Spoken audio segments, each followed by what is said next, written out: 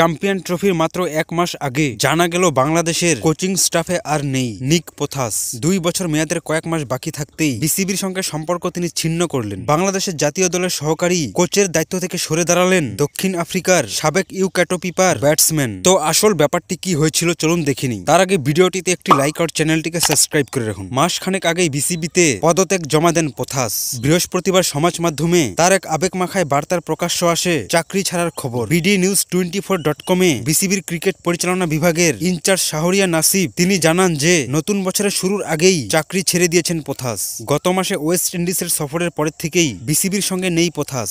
গত 19শে ডিসেম্বর তিনি পদত্যাগ দিয়েছেন। জরুরি পারিবারিক প্রয়োজনের কথা বলেছেন আর বিসিবি তার পদত্যাগপত্র গ্রহণ করেছেন। সমাজ মাধ্যমে বার্তায় বাংলাদেশের ক্রিকেট দলকে সামনের দিনগুলোর জন্য শুভকামনা জানান 51 বছরের বয়সী কোচ। তিনি সমাজ মাধ্যমে কি লিখেছেন চলুন দেখিনি। তার আগে বন্ধুরা বলুন তো বাংলাদেশ ক্রিকেটের সবথেকে বড় ভক্ত কার আপনি? কমেন্ট সেকশনে বলে যান। সব ভালো জিনিসের মতো এটিরও সহকারী কোচের দায়িত্ব শেষ হতেই হতো। বাংলাদেশের হয়ে দারুণ কিছু মানুষের সঙ্গে চমৎকার সময় কাটিয়েছি আমি। এই যাত্রায় আমরা অনেক রেকর্ড ভেঙেছি, ইতিহাস গড়েছি এবং দুর্দান্ত সব স্মৃতির জন্ম দিয়েছি। এখন নিজের ঘরে সময় কাটানোর পালা। দেখা যাক পরবর্তী অধ্যায়ে কি আছে। সামনের রোমাঞ্চকর বছরের জন্য বাংলাদেশের ক্রিকেট সংশ্লিষ্ট সবাইকে শুভকামনা জানাই। আমি তোমাদের মিস করব। 2023 সালে এপ্রিলে 2 বছরের চুক্তিতে বাংলাদেশের সহকারী কোচের দায়িত্ব নেন পোথাস। পরের মাসে ইংল্যান্ডের চ্যাম্পসফোর্ডে আয়ারল্যান্ডের বিপক্ষে সিরিজ দিয়ে কাজ শুরু করেন তিনি। এবার দেশের বাইরে আরেক সিরিজ নিয়ে ইতি টানলেন এই অধ্যায়ে। শেখ ম্যাকডোনাল্ডের বিদায়ের পর গত কয়েক সিরিজে মূলত ফিল্ডিং কোচ হিসেবে কাজ চালিয়ে নিচ্ছেন পোথাস।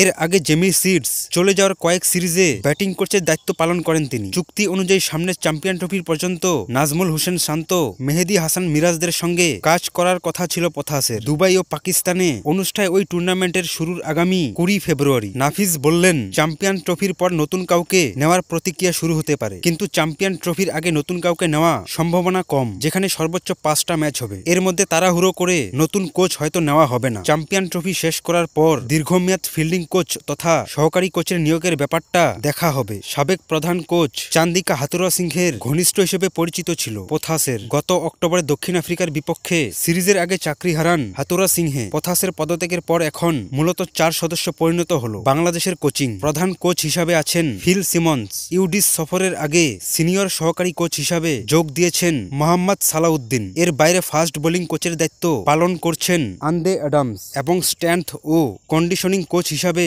আছেন নাথান কিলি।